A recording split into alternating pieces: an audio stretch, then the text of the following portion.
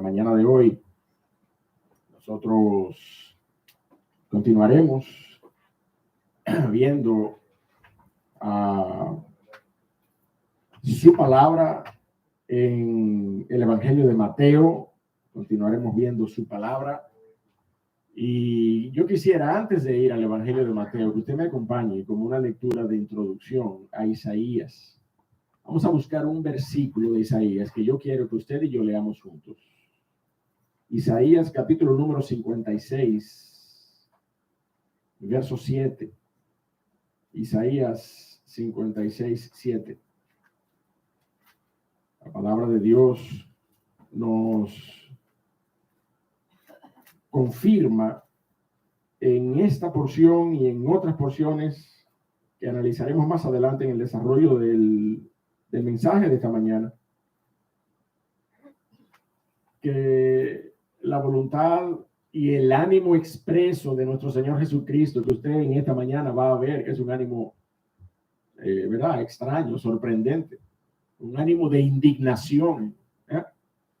A nosotros, tanto que nos gusta ver y tan acostumbrados que estamos a ver al Señor Jesucristo como ese hombre manso, tierno, amoroso. Bueno, pues en la porción de esta mañana usted va a ver a un Señor Jesucristo indignado, indignado, reprendiendo duramente, volcando mesas y sillas y echando de la casa de su padre a los ladrones que habían hecho de aquel lugar santo una cueva de ladrones, dice la palabra de Dios.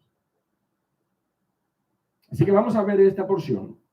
Hay otras porciones en la palabra de Dios y las vamos a ver también más adelante, donde se confirma la cualidad profética de esta actitud del Señor Jesucristo. Nosotros hemos venido viendo y estudiando todas estas cosas, mi hermano, y en la medida que hemos visto el cumplimiento de las promesas de un Redentor estos jueves que han pasado, usted y yo también nos hemos dado cuenta que nada de lo que el Señor Jesucristo hizo, nada de lo que el Señor Jesucristo fue fortuito, fue producto del azar. No, el Señor Jesucristo vino con un propósito. Usted sabe, el Señor Jesucristo vino con un plan, con una ruta bien trazada para hacer la voluntad de su Padre, para entregarse a sí mismo en expiación por los pecados de su pueblo. De hecho, por eso se llamó Jesús. Por eso se llamó Jesús.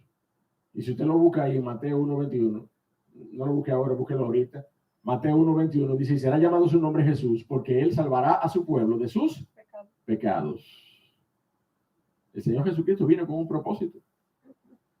Y estas revelaciones del Antiguo Testamento nos van a confirmar que el Señor Jesucristo no se inventó esta indignación, no la trajo por los cabellos, no fue un show que él hizo allí, porque Isaías capítulo 56, verso 7. Lea conmigo, mi hermano. Lea conmigo. Vamos a leer desde el 6, ¿de acuerdo? Todos juntos, desde el 6. 1, 2 y 3. Y a los hijos de los extranjeros que sigan a Jehová para servirle y que amen el nombre de Jehová para ser sus siervos, a todos los que guarden el día de reposo para no profanarlo y abracen mi pacto, ¿qué dice? Yo los llevaré a mi santo monte y los recrearé en mi casa de oración. Sus holocaustos y sacrificios serán aceptos sobre mi altar. ¿Y qué dice allí? Porque mi casa será llamada casa de oración para todos los pueblos. Porque mi casa, óigame, mi hermano, óigame, yo no sé si usted está viendo lo que dice allí. Porque mi casa, esa casa que fue ordenada, diseñada, instruida, parametrizada, miren todos sus aspectos más mínimos, los detalles de orfebrería y todo, mire todo aquello, un tesoro arquitectónico y de la ingeniería civil que trascendió los siglos. Esa casa que fue ordenada por Dios para que delante de la nación escogida de Israel morara su presencia. Óigame, todo el criterio de exclusividad que estamos hablando.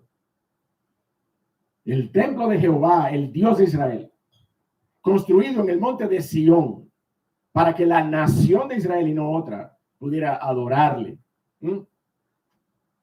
Mire cómo dice aquí entonces Isaías. Usted lo vio conmigo en la última porción del versículo.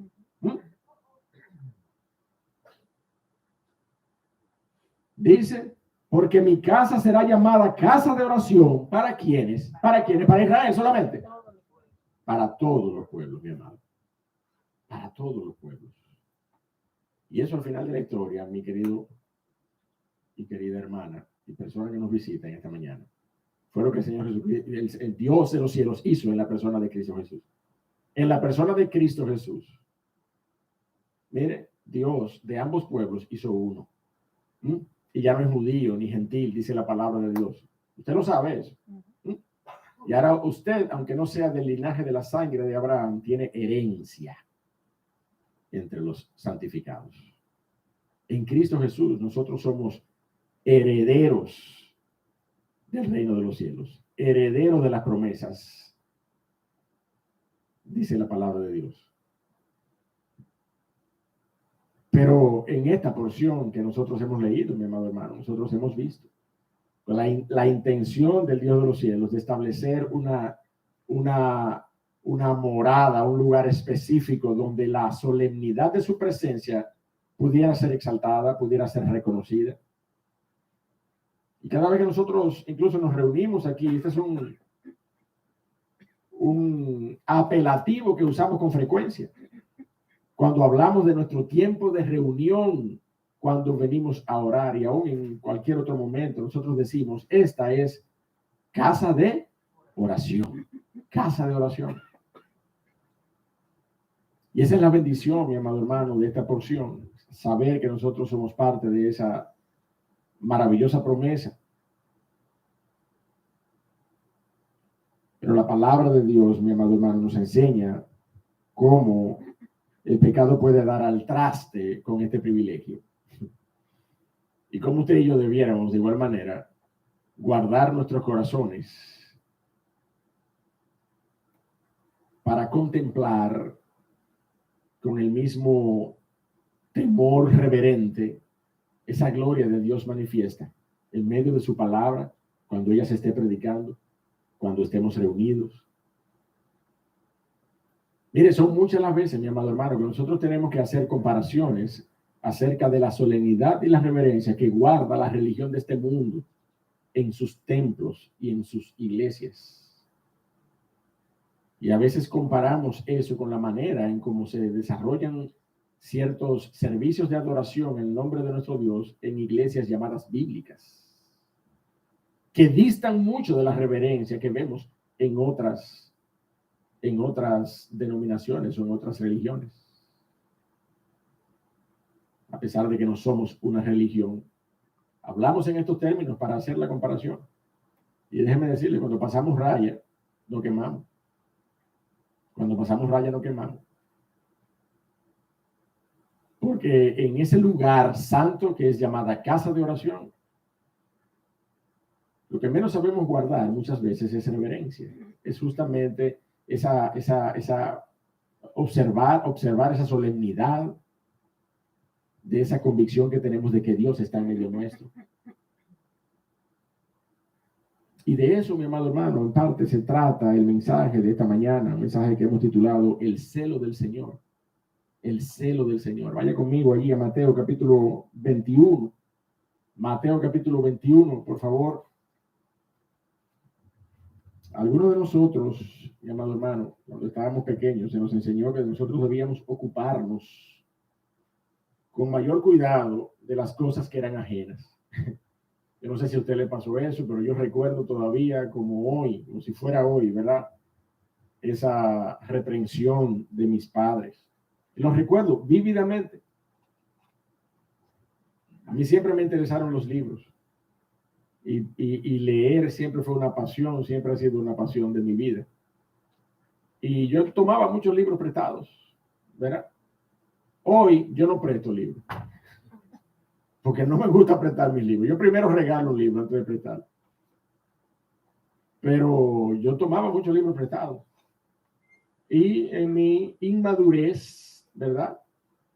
Libros de lectura, libros, ¿verdad? Novelas juveniles, ese tipo de cosas. La cabaña del tío Tom, 40,000 leguas de viaje submarino. Robinson Crusoe, todas esas novelitas que uno leía cuando uno era joven, cuando uno era niño. Bueno, pues yo tiraba esos libros así, miren. Y me reprendían, los recuerdo, me reprendían, pero ven acá, y tiene que cuidar ese libro. Y la respuesta que yo daba era, ese libro no es mío. Y la reprensión era justamente esa. Bueno, justamente porque no es tuyo que tú tienes que cuidarlo más. Justamente porque ese libro no es tuyo que tú tienes que cuidarlo.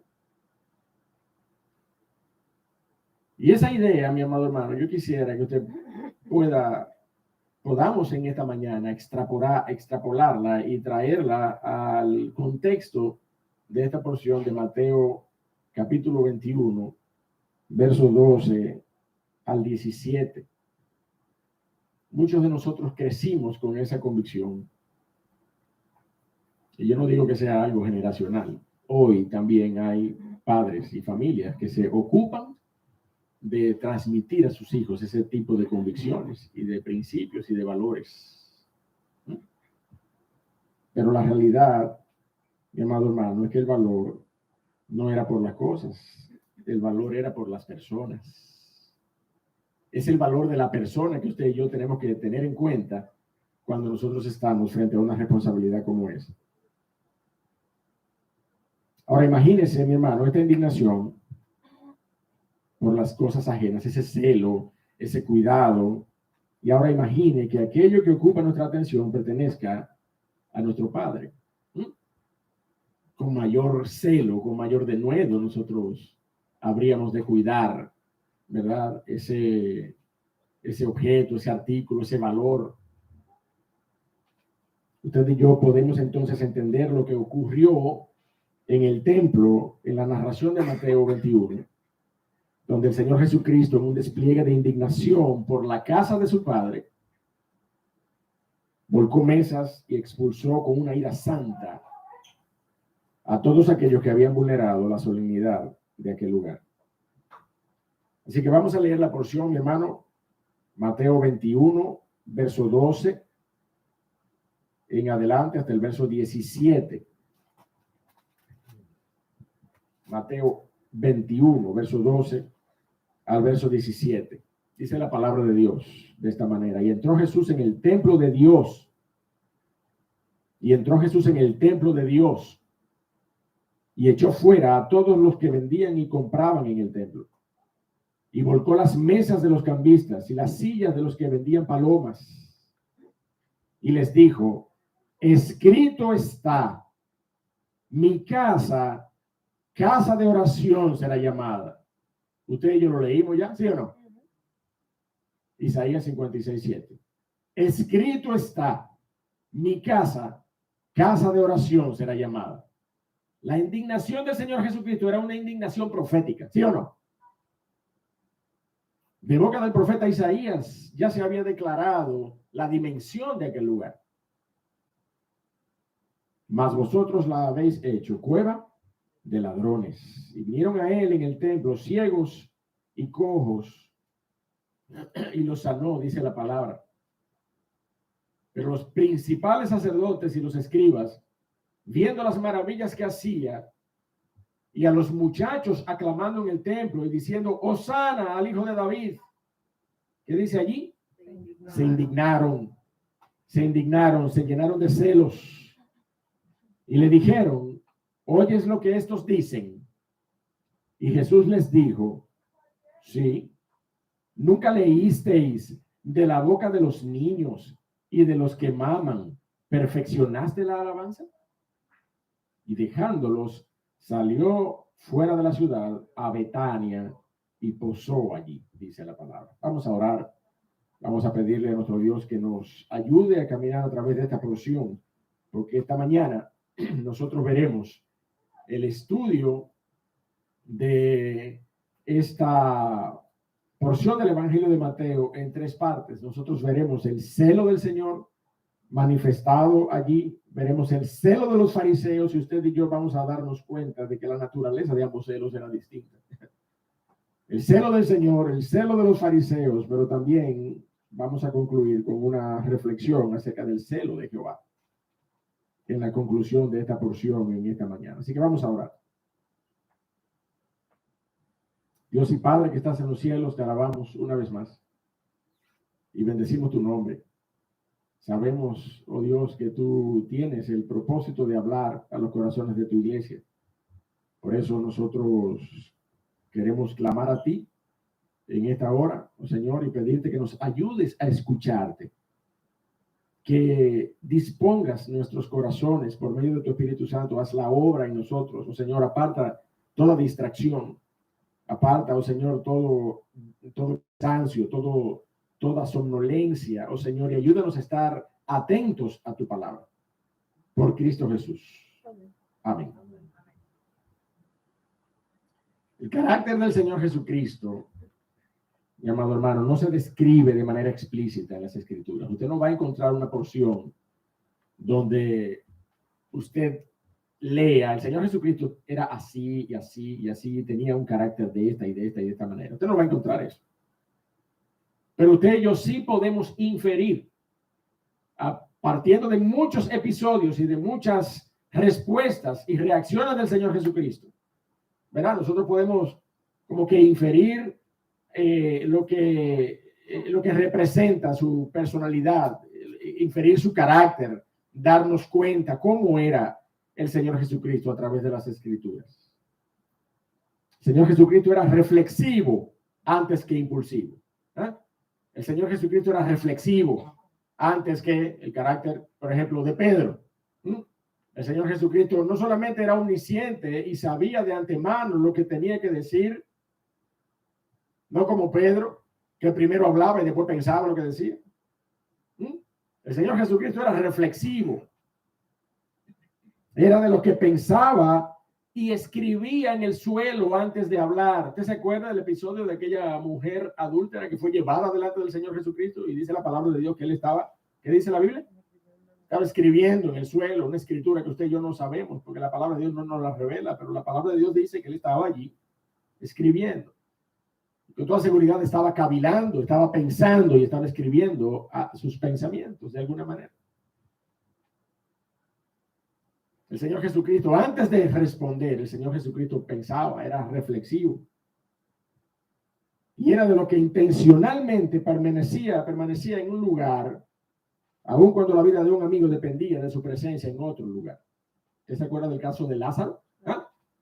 Señor Jesucristo, ven que se está muriendo el hombre. Tranquilo. El Señor Jesucristo esperó que Lázaro muriera porque el Señor Jesucristo tenía una intención con esa muerte. ¿Sí o no? El Señor Jesucristo era reflexivo. El Señor Jesucristo estaba sujeto a un propósito. El Señor Jesucristo no era impulsivo. Así que nosotros podemos ver ese carácter, esa cualidad del carácter por medio de esos eventos. Cuando se requería una firme palabra de reprensión, el Señor no se detenía por causa de los hombres.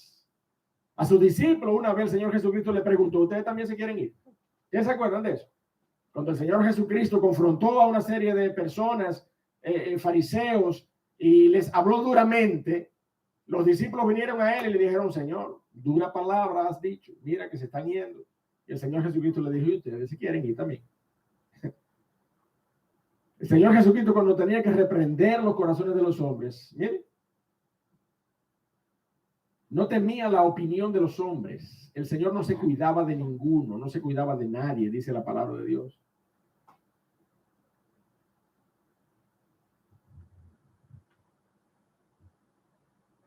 Y el Señor Jesucristo llamó repetidas veces hipócritas en público a los escribas y fariseos. El Señor Jesucristo era un hombre sujeto a la autoridad de su Padre.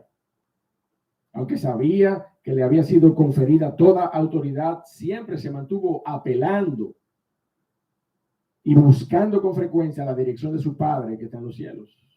Ese era el carácter del Señor Jesucristo. Fíjese, vaya dibujándolo en su mente, un hombre un hombre reflexivo, un hombre firme, un hombre de carácter, un hombre que estaba sujeto a autoridad, un hombre centrado en su ministerio. Nunca se inclinó al deseo de los hombres de hacerle rey. ¿Usted se acuerda que él quisieron hacerle rey más de una ocasión? Y dice la palabra de Dios que él se iba por otro lado. Donde estaba la turba esperándolo para levantarlo con vítores, él se iba por otro lado. A él no le interesaba la aprobación de los hombres. De hecho, mi hermano, a usted y a mí no tiene que interesar la aprobación de los hombres. ¿Sí o no? ¿Sí o no? A nosotros no nos tiene que interesar la aprobación de los hombres. A nosotros nos tiene que interesar que Dios nos apruebe. Ser aprobado delante de Dios.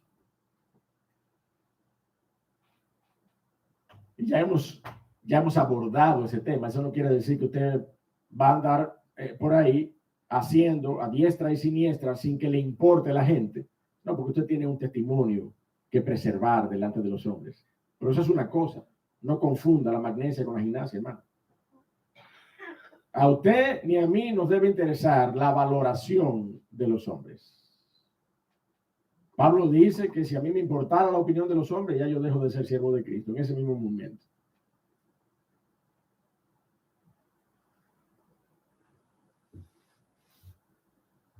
El Señor Jesucristo estaba centrado en su ministerio. Cuando el Señor Jesucristo tuvo la reunión, ese encuentro con la mujer samaritana, y que los discípulos fueron a llevarle comida, el Señor Jesucristo dijo: yo tengo una comida que comer que vosotros no sabéis. Mi comida es que haga la voluntad del que me envió y acabe su obra. El Señor Jesucristo estaba centrado, era un hombre centrado en su ministerio.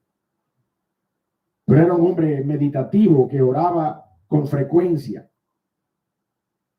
Y aún así, mi amado hermano, mire, sabía compartir y sabía aceptar una invitación a un almuerzo. Él cenaba con las personas, almorzaba con las personas, usted sabe. En otras palabras, yo lo que le estoy diciendo, mi amado hermano, es que el Señor Jesucristo era, mire, era la quinta esencia de la perfección y del equilibrio del carácter del ser humano. Era equilibrado, el Señor Jesucristo era equilibrado. Cuando tenía que, mire, cuando tenía que ser irónico, el Señor Jesucristo sabía ser irónico. Cuando el Señor Jesucristo tenía que aceptar una invitación a comer, pues el Señor Jesucristo lo hacía. Ese era el carácter del Señor Jesucristo. Un carácter equilibrado. Sin embargo, mi amado hermano, cuando se trataba de las cosas de su Padre, el Señor Jesucristo mostró un celo evidente en todo tiempo. Un celo santo, un denuedo que procura vindicar la gloria mancillada por el pecado de los hombres, porque eso es lo que hace el pecado, y esa fue la intención original de Satanás en el Edén: impactar, manchar, ensuciar, vilipendiar, corromper la gloria de Dios,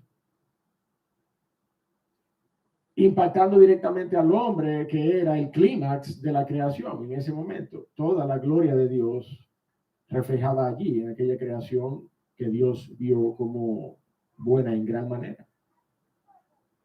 Y la intención de Satanás siempre ha sido esa. La intención, en consecuencia, del pecado siempre es esa: mancillar la gloria de Cristo en el creyente. Cuando usted como cristiano sucumbe al pecado, usted lo que está es permitiendo que la gloria de Cristo sea pisoteada, que la sangre de Cristo sea pisoteada en su vida. Cuando tenía que ver con eso, mi amado hermano, el Señor siempre mostró un celo santo, una pasión, mire, firme, intencional delante de los hombres. Y es lo que vemos aquí en esta primera porción, que va desde el verso 12 hasta el verso 13, que hemos titulado El celo del Señor manifiesto en esta porción. Lea conmigo. Y entró Jesús en el templo de Dios. Y entró Jesús en el templo de Dios y echó fuera a todos los que vendían y compraban en el templo, y volcó las mesas de los cambistas y las sillas de los que vendían palomas. Y les dijo: escrito está, mi casa, casa de oración será llamada, mas vosotros la habéis hecho cueva de ladrones. Y déjeme decirle, yo hablé así, de esa manera, suavecito, para no hacer un escándalo aquí. Pero yo estoy seguro que el Señor Jesucristo no estaba siendo parsimonioso en ese momento. Usted sabe.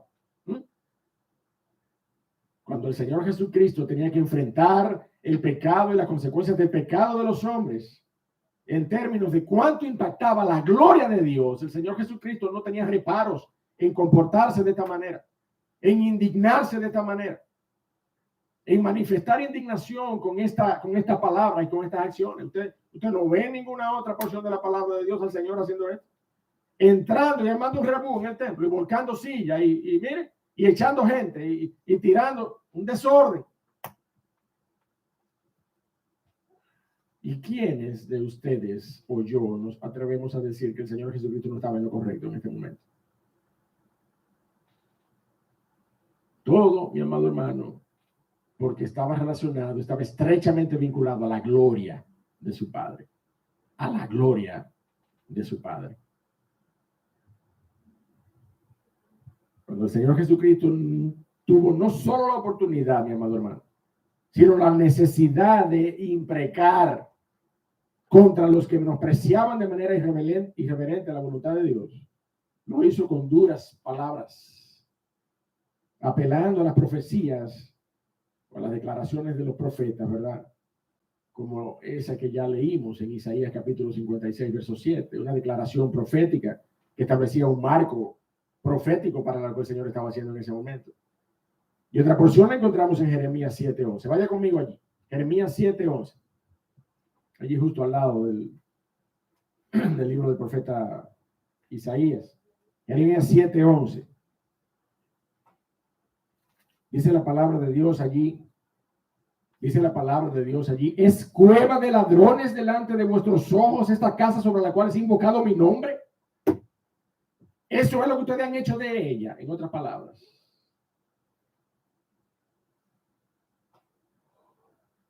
¿Es cueva de ladrones delante de vuestros ojos esta casa sobre la cual es invocado mi nombre? Y dice Dios a través del profeta Jeremías, he aquí que también yo lo veo, dice Jehová. Aunque ustedes me digan que no, eso es lo que yo estoy viendo. ¿Ustedes me están entendiendo? Aunque ustedes me digan que no, eso es lo que se ve. Eso es lo que yo estoy viendo, que es una cueva de ladrones lo que ustedes han hecho de mi casa de oración. En clara alusión, mi amado hermano, a ambas declaraciones, el Señor confrontó a los culpables de pisotear la solemnidad que amerita la adoración a Dios. Pero no vaya usted a creer, mi amado hermano, que esos venduteros y esos cambistas actuaban solos. Usted sabe. Actuaban, mi amado hermano, como sigue aconteciendo en contubernio de las autoridades. ¿Ustedes están entendiendo eso? El templo tenía autoridades. El templo tenía toda una jerarquía de autoridades. Tenía un sumo sacerdote, tenía escribas, tenía fariseos que asistían allí, ¿verdad? En las labores de interpretación de la ley. También tenía saduceos que formaban parte del Sanedrín. Era todo un esquema. Era todo un esquema religioso. Y esas autoridades, mi amado hermano, no estaban ciegas a la situación que estaba ocurriendo allí en el templo. De hecho, los puestos, óigame bien, los puestos donde se vendían animales para el sacrificio, les llamaban los bazares de Anás. Así se llamaban los puestos donde vendían animales. Los bazares de Anás, porque pertenecían a este sumo sacerdote que era suegro de Caifás. ¿Usted se acuerda de Anás y Caifás? Sumo sacerdote del templo en el tiempo que el Señor Jesucristo fue sentenciado a muerte. Bueno, pues todos esos puestos, todos esos puntos de venta de animales allí en el templo, pertenecían a Anás. La recaudación de eso no era para el templo. Usted sabe para quién era, ¿verdad? ¿Ven? Sí, porque ya había un impuesto para el templo. ¿Usted se acuerda de ese impuesto que el Señor tuvo que pagar para el templo? Había un impuesto para el templo establecido. Pero esta es la realidad de lo que estábamos viendo en ese momento. En este lugar, mi amado hermano, se cometían toda clase de abusos y de extorsiones. Pero de manera particular, en este atrio de los gentiles, que así era que se llamaba ese lugar específicamente donde el Señor hizo aquella profilaxis, aquella limpieza, echando todo el mundo para afuera ahí, se daban dos cosas de manera particular, se daban dos tipos de transacciones. Una era el cambio de dinero. La palabra de Dios nos dice que ese impuesto del cual yo le hablaba hace un segundo era un impuesto que debía ser pagado en todas las provincias de la Palestina antes de la fiesta de la Pascua. Pero pasada cierta fecha ya no se cobraban en puntos remotos, sino que usted tenía que ir al templo a pagarlo. Y esa era una estrategia, usted sabe, eso era una estrategia comercial de parte de aquellos administradores del templo, porque aquellos hombres que estaban allí dispuestos para cambiar el dinero de diversas monedas, diversas denominaciones, pues ellos cambiaban la moneda a la única moneda en curso que era aceptada en el templo, el dracma, y cambiaban esa moneda allí, ¿verdad? Pero en el cambio, usted sabe cómo que dice el refrán, el que reparte, coge la mejor parte. Y allá había un excedente que iba para los bolsillos de esos cambistas. Y había un excedente que iba para los dueños de estos puntos de venta, mi amado hermano. Era un negocio, era un asco, Saber que este tipo de transacciones y de negociaciones y de mercadería se daba allí en el templo. Miren. Pero la palabra de Dios nos enseña también que la otra actividad allí lucrativa era la venta de animales para el sacrificio. Las personas tenían que traer un cordero, o si no tenían un cordero, debían traer un palomino, y aún para otro tipo de sacrificios y expiaciones. Por ejemplo, cuando la mujer daba a luz, tenía que ir a ser purificada y era por medio de un palomino, de una paloma. O los enfermos leprosos, cuando debían ir a buscar su de alta, ¿verdad?, del templo, era por medio de una paloma también, un sacrificio de esta naturaleza. Pues todos aquellos elementos de transacción se daban allí a un costo. Mire, nos dice la historia, el registro histórico. Posiblemente usted no lo vaya a encontrar en la Biblia, pero hay registros históricos, ¿verdad?, acerca de esto. Sobre todo, una de las más recurridas fuentes de este tipo de datos es la escritura de Flavio Josefo, historiador romano de la época, y habla de que el precio de las palomas era 20 veces en el templo el precio que había en la calle. 20 veces. Si una paloma en la calle costaba 8 blancas, por decir una moneda, ¿verdad?, en el templo costaba 160 blancas. Era una extorsión, era un negocio, era un asco lo que pasaba allí en el templo. Y el Señor Jesucristo, mi amado hermano, sabía todo esto y se indignó con razón por toda esta realidad que estaba viviéndose en aquel lugar santo. Francis Crawford Burkitt, ese teólogo del siglo XVIII, decía que el templo se había convertido en el lugar de reunión de los magnates. Todo el que tenía una inversión, todo el que tenía una transacción, todo el que tenía un capitalito que quería ponerlo a generar algo de dinero, lo invertía allí en un puesto de eso, de los del templo, de cambio de dinero o de venta de animales, desarrollando la peor clase de monopolio comercial e intereses económicos allí en la casa de Dios. Sir George Adam Smith escribía: en aquellos días cada sacerdote era un comerciante. Oiga esto. En aquellos días cada sacerdote era un comerciante. Por todas partes acechaban a los pobres y humildes peregrinos toda clase de peligros de explotación. Y fue esa explotación la que puso al rojo vivo la indignación del Señor Jesucristo. Ahora yo me pregunto en esta mañana, mi hermano, ¿por qué cosas se indigna usted que se hace llamar hijo de Dios? Esa es la pregunta de transición en este momento. Antes de nosotros continuar el estudio del verso 14 y 15, yo quiero preguntar eso. Yo quiero hacerme esa pregunta yo mismo. ¿Por qué cosas nos indignamos nosotros que somos llamados hijos de Dios? ¿Usted se indigna por los atropellos en su contra de mayor manera que por los atropellos a la casa del Señor? Los atropellos a su palabra, los atropellos y falacias contra la iglesia y la doctrina.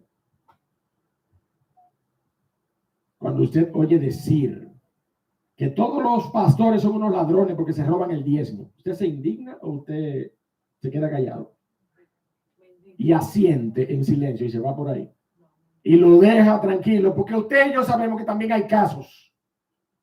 ¿Pero qué hace usted?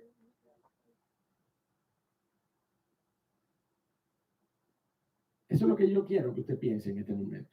¿Con qué nivel de animosidad usted trata estas palabras que insultan el cuerpo de Cristo, que insultan la doctrina, que insultan su palabra?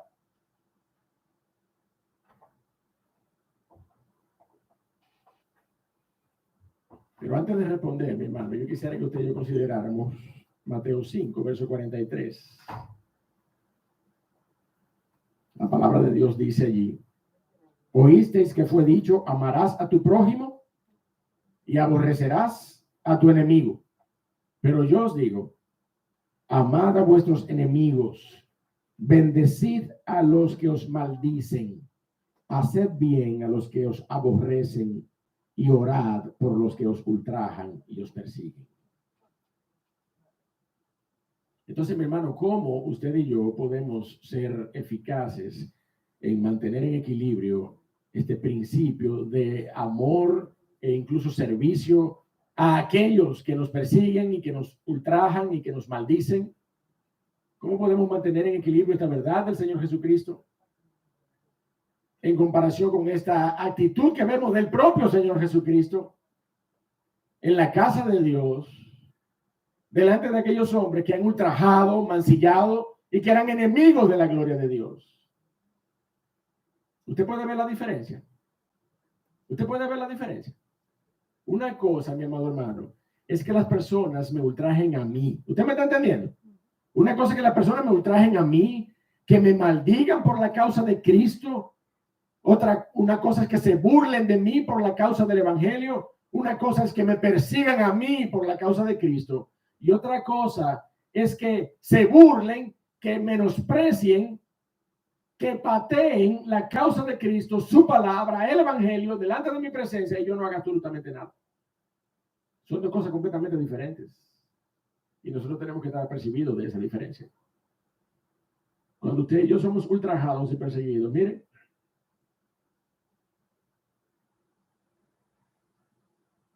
deje toda justicia en la mano del Señor y continúe glorificando su nombre con una actitud, mire, con una actitud de mansedumbre, con una actitud de dominio propio, con una actitud que glorifique la obra de Cristo en su corazón. Y si usted era antes conocido como una persona con una lengua sucísima, que no se le podía decir nada, que usted, mire, despotricaba contra cualquiera, que se vea entonces, si usted clama ser un hijo de Dios, que se vea en ese momento que usted ha sido transformado por la gracia del Evangelio de Cristo. Que se vea.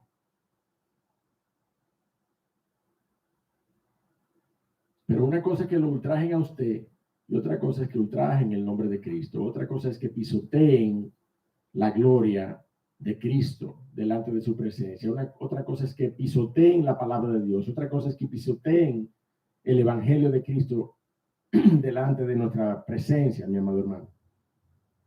¿Por qué cosas nos indignamos nosotros que nos hacemos llamar hijos de Dios? Esa es la pregunta. El Señor Jesucristo estaba evidentemente desplegando una ira y una indignación santa porque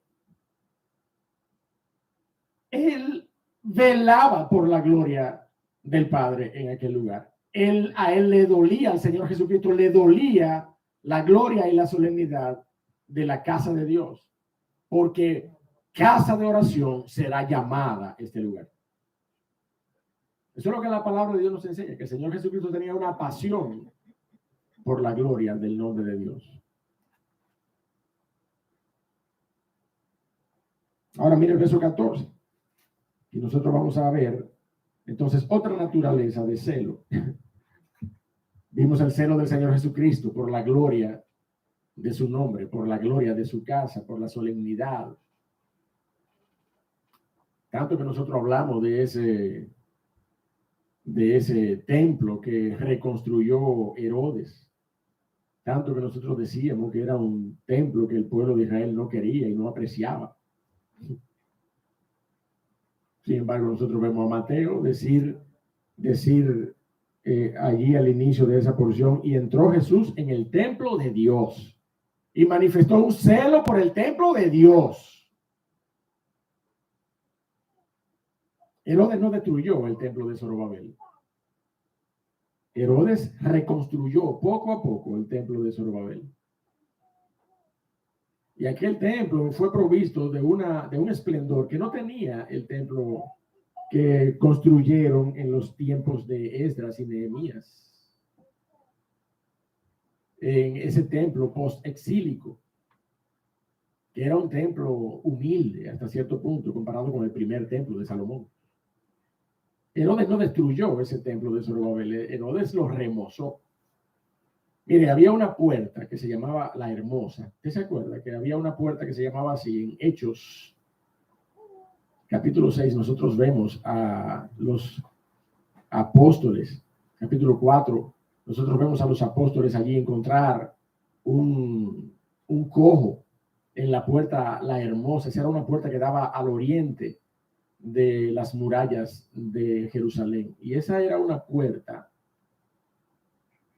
de bronce de Corinto, que era uno de los metales más preciados en la época para construcción, que medía una altura de 75 pies. Oiga esto, una puerta, un portal, un portón de bronce bruñido de 75 pies de altura. Era una arquitectura tremenda. Era una arquitectura majestuosa. Pero definitivamente no podemos llamarle el tercer templo de Jerusalén. Ya lo hemos discutido en otras ocasiones. Usted y yo sabemos que históricamente ese tercer templo todavía no se ha levantado. Usted y yo sabemos que políticamente ese tercer templo todavía no se ha levantado. Usted y yo sabemos que los conflictos que implica levantar ese tercer templo son de dimensiones internacionales.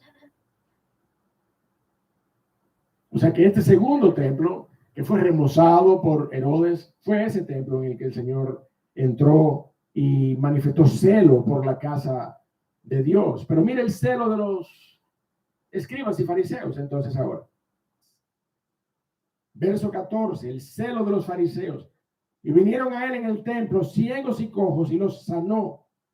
Pero los principales sacerdotes y los escribas, viendo las maravillas que hacía y a los muchachos aclamando en el templo y diciendo, Hosana al hijo de David, dice la palabra de Dios, que se indignaron. Que se indignaron.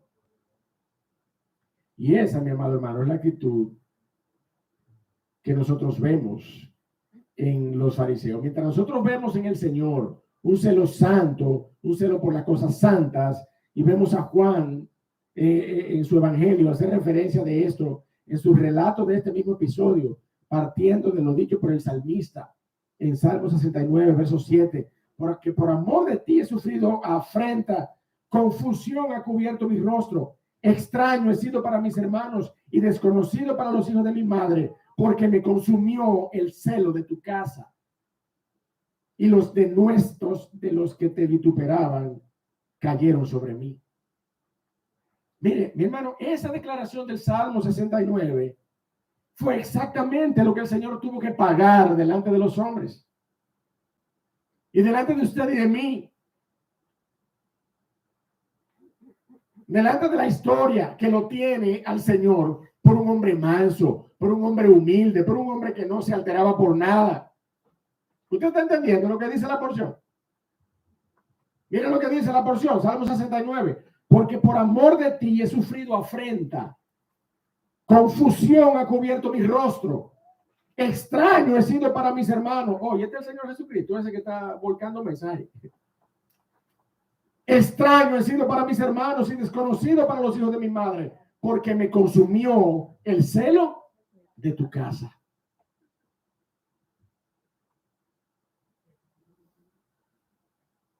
Mi hermano, si este fue el celo del Señor, el reclamo de los fariseos fue movido por otra clase de celo, mi amado hermano.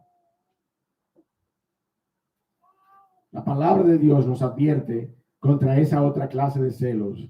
Y en la carta de Santiago, nosotros encontramos en Santiago capítulo 3, verso 14 al 16. Pero si tenéis celos amargos y contención en vuestro corazón, no os jactéis, ni mintáis contra la verdad, porque esta sabiduría no es la que desciende de lo alto, sino terrenal, animal, diabólica, porque donde hay celos y contención, allí hay perturbación y toda obra perversa.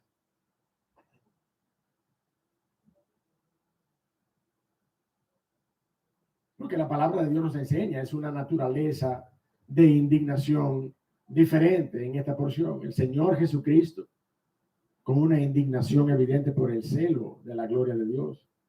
Y estos hombres, mi amado hermano, manifestando una indignación por sus personas, celos amargos, perturbación, lleno de motivación terrenal, animal, diabólica, que ciertamente produciría la más perversa obra jamás cometida contra un hombre justo. A causa de este celo, se inventaron toda clase de falsas acusaciones contra el Señor Jesucristo para llevarlo a la cruz.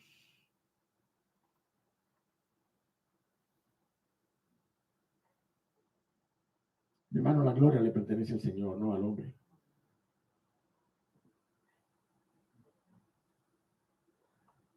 Incluso hoy, cuando usted ve a Dios utilizando a un hermano con poder en la oración, o en la palabra, o en el evangelismo misionero, o en el púlpito, o en cualquier otro aspecto en el que se busque la gloria de su nombre, usted debe guardar muy bien su corazón y su mente para evitar cualquier asomo de celos amargos por la soberanía de Dios sobre sus hijos.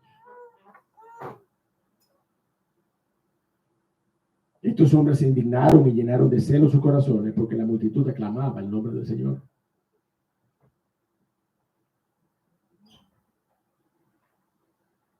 Hoy hay hombres y mujeres a través de cuyo testimonio y servicio se puede aclamar el nombre del Señor y dar acción de gracias. Y la iglesia de Cristo, que está más cerca de estos hombres y mujeres que los fariseos de este siglo, debe cuidar de aclamar junto con ellos el nombre del Señor en vez de indignarnos o permitir celos en nuestros corazones, porque la gloria le pertenece al Señor, no al hombre.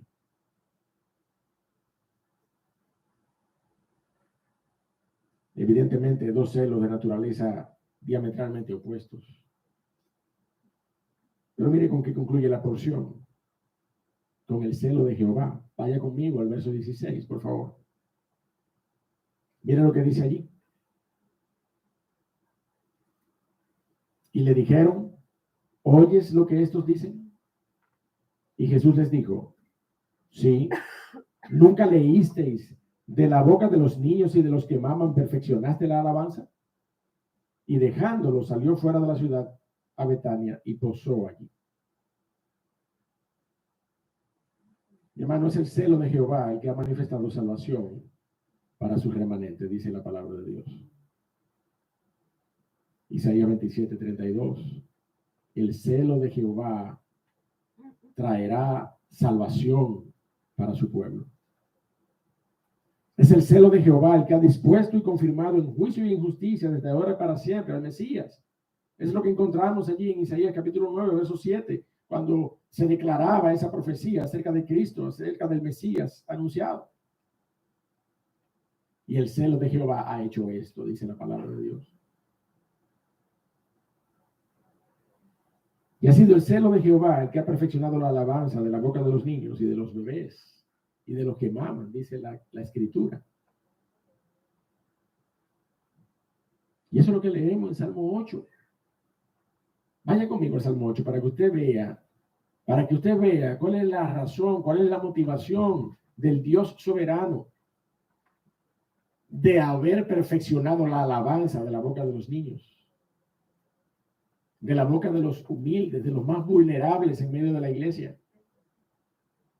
Salmo 8, versos 1 y 2. ¿Estamos allí? Amén. Oh Jehová, Señor nuestro, cuán glorioso es tu nombre en toda la tierra. Y dice, has puesto tu gloria sobre los cielos, de la boca de los niños y de los que maman fundaste la fortaleza. ¿A causa de qué? A causa de tus enemigos. ¿Para qué? Para hacer callar al enemigo y al vengativo, al que te vitupera, al que tiene celo de tu gloria, al que pisotea tu gloria, al que mancilla tu gloria, para hacer acallar al enemigo. Dios soberanamente, mi amado hermano, ha tomado la alabanza de los más vulnerables para perfeccionarla en sus labios, dice la palabra de Dios. Para callar la boca de tus enemigos y para hacer callar al vengativo, a aquellos que se indignan y se llenan de celos con la exaltación de la gloria de tu nombre. Mi hermano, como Satanás, que eso fue lo que hizo, que no soportó la gloria de Dios y la quería para sí. ¿Usted me entiende? Esa es la actitud pecaminosa de todo aquel que se indigna cuando la gloria de nuestro Señor Jesucristo es exaltada. Que se indigna cuando la gloria de nuestro Señor Jesucristo es exaltada. Que le molesta oír a un creyente alabando a Dios. Esa es la actitud de aquel que no puede oír a un creyente alabando. Dile que se calle. Cállate, muchacho. De la boca, oigan, se lo voy a poner en buen dominicano. De la boca de los que desentonan, ha perfeccionado Dios la alabanza. De la boca de los niños, de la boca de los que maman, de la boca que no saben cantar. De esas bocas ha perfeccionado Dios la alabanza. Para acallar a sus enemigos, para acallar a aquellos que son enemigos de la gloria de nuestro Dios. Será suficiente, por tanto, mi amado hermano, la boca de los más vulnerables, la alabanza de los más vulnerables en medio de la iglesia, para acallar la boca del vengativo, de los enemigos de su gloria. ¿Cuánto más logrará, mi amado hermano, la alabanza de los que son maduros en la fe? La alabanza de los líderes de la iglesia, la alabanza de las cabezas de familia. El celo de Jehová hará estas cosas para la gloria eterna de su nombre. Amén. En una familia que está en la iglesia, mire, el que uno espera que dirija la adoración familiar es el hombre, es el líder. No espere entonces que se cumpla la profecía y que la perfección de la alabanza comience por el bebé, por los niños, por los más pequeños. Asuma usted el liderazgo de la adoración al nombre de nuestro Dios. Asúmalo usted.